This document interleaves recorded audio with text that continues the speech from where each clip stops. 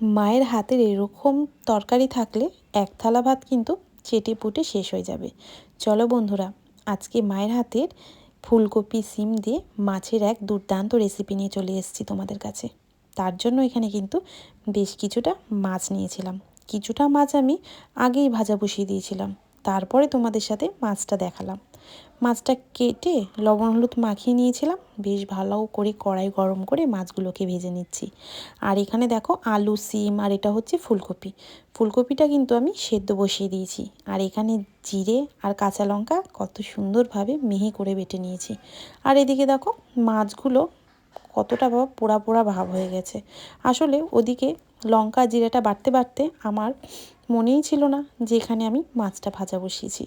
কীরকমভাবে পোড়া পোড়া হয়ে গেছে, তাই না বন্ধুরা? ফুলকপিটাও সেদ্ধ হয়ে গিয়েছিলো, নামিয়ে আমি ঝুড়িতে ঝরিয়ে নিয়েছি। আর মাছগুলোও দেখো সুন্দর করে লাল লাল করে ভাজা হয়ে গেছে। এখন মাছটা তুলে আলুগুলোকেও তো লাল লাল করে ভেজে নিতে হবে। আলুগুলোকেও বেশ ভালো করে ভেজে নিয়েছি। এখন আলুগুলোকেও তুলে সিমগুলোকেও বেশ ভালো করে হালকা একটু লাল লাল করে ভেজে তুলে নিচ্ছি। এবার দেব ফুলকপি।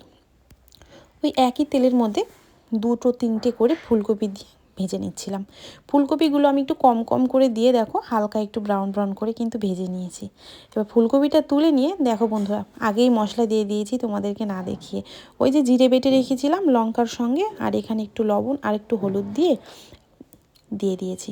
এবার কিন্তু বেশ মশলাটা হালকা করে একটু কষিয়ে নিয়ে এখানে ভেজে রাখা সিম আলু দিয়ে আবারও ভালো করে কষিয়ে নিচ্ছি।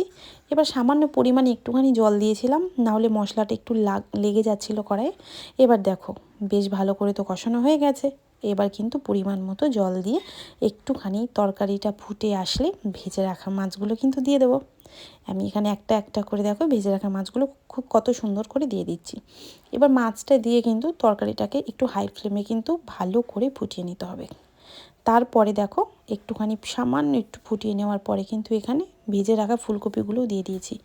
আর এখানে দেখো গ্যাস সিম করে আলু ফুলকপিটাকে সেদ্ধ করে নিয়েছিলাম, তারপরে দেখো হাই ফ্লেমে আবার দিয়ে দিয়েছি। কেমন লাগলো কমেন্ট করে কিন্তু জানিয়ে যেও। রেসিপিটি ভালো লাগলে অনুরোধ রইল বন্ধুরা, লাইক শেয়ার কমেন্ট করে পাশে থাকার জন্য। টাটা বন্ধুরা, আবার চলে আসবো অন্য কোনো রেসিপির সঙ্গে। তোমরা সবাই খুব ভালো থেকো।